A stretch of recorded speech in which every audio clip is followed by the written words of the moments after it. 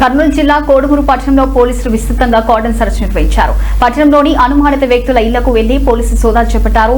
ఈ క్రమంలో సరైన పత్రాలు లేని ఒక కారు, 5 మోటార్ సైకిళ్లు, 22 సెల్ ఫోన్లు పోలీసులు స్వాధీనం చేసుకున్నారు. శాంతి భద్రతల పరిరక్షణలో భాగంగా నిర్వహించిన ఈ కార్డన్ సెర్చ్ లో భారీ సంఖ్యలో పోలీసులు పాల్గొన్నారు.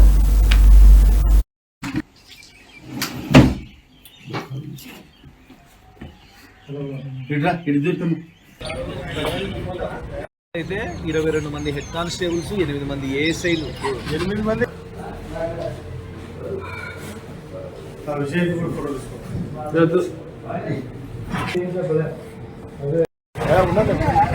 బూతులన్న వాయిస్ తీసే అందులో